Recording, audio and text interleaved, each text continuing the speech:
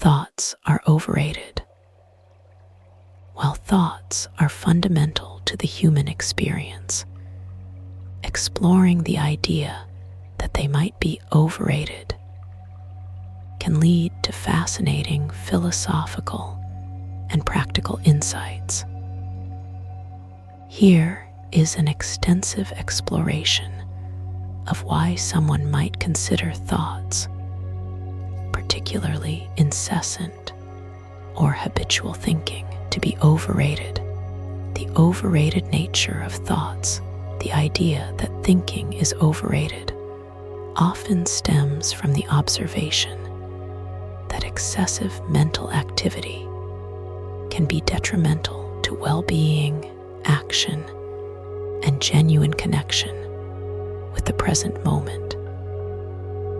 It's not a dismissal of intelligence, but a critique of the constant, often unproductive, internal monologue that dominates modern life.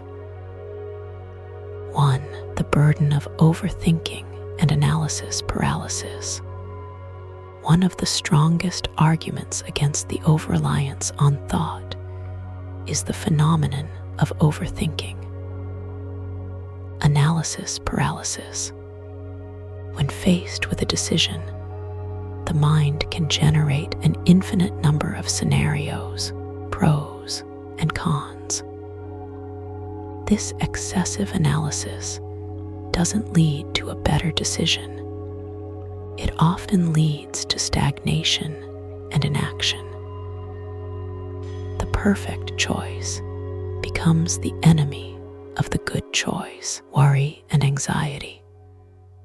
Much of thought is dedicated to anticipating and rehearsing future problems, or dwelling on past mistakes. This form of thinking is almost entirely unproductive, generating high levels of cortisol and adrenaline.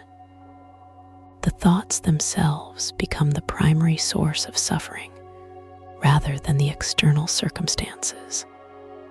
The planning fallacy. We tend to believe that if we just think through a plan hard enough, it will succeed perfectly.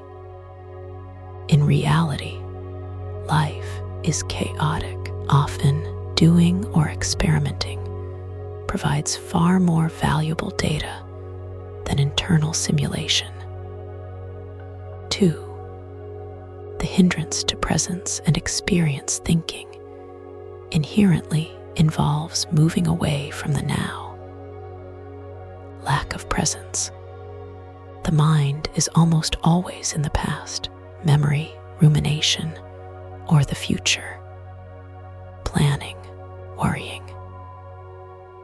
This constant mental time travel means we miss the direct, rich experience of the present moment, the only moment we actually live in. Example: if you are constantly thinking about the email you have to write while walking in a park, you fail to notice the sounds, smells, and sights that constitute the actual experience of being in the park. Blocking intuition and flow. Deep, creative, or athletic tasks often require a state of flow or being in the zone, where the conscious, verbal thought process temporarily shuts down. Great athletes, artists, and musicians perform best when they stop thinking about what they are doing and simply do it. Conscious thought can interrupt and degrade performance. Indirect living.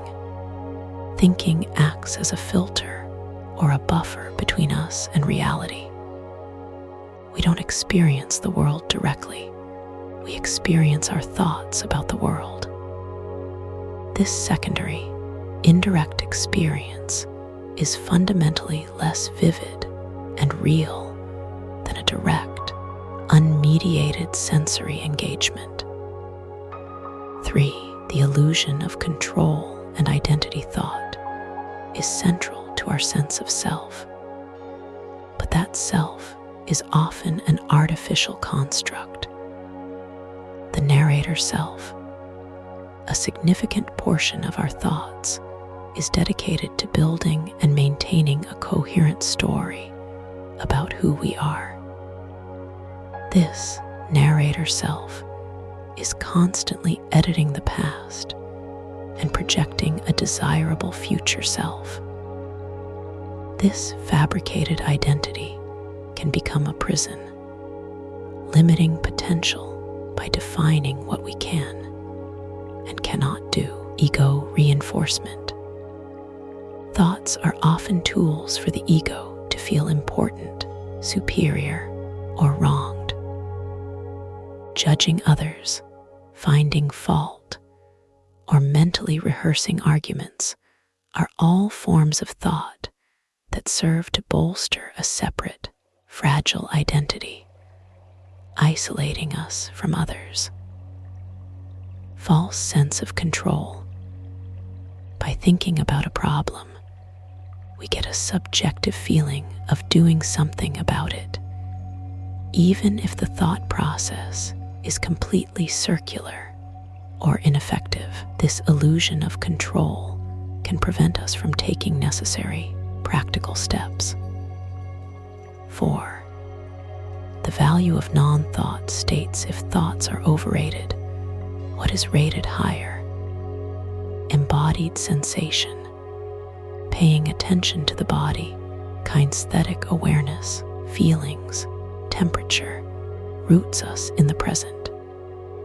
The body only exists in the now. Action and behavior. As the famous adage suggests, action speaks louder than thoughts. True change and progress come from behavior, not from the most brilliant internal debate. Direct emotion. Allowing emotions to be felt fully without immediate mental interpretation or labeling can be a powerful, cleansing, and clarifying process. Thoughts try to box and manage emotions, often stifling their natural expression. The silence of meditation. Practices like meditation aim to temporarily suspend the overproduction of thoughts, revealing a state of underlying awareness and calm that is not dependent on mental chatter. This silent mind is often considered the source of deeper, nonverbal wisdom. In conclusion, the claim that thoughts are overrated is an invitation to shift attention from the mental realm to the experiential realm. It suggests that genuine insight, peace, effective action, and connection often emerge not from more thinking, but from a deliberate reduction of the ceaseless judging, planning, and worrying inner voice. Life is meant to be lived and felt, not merely thought about.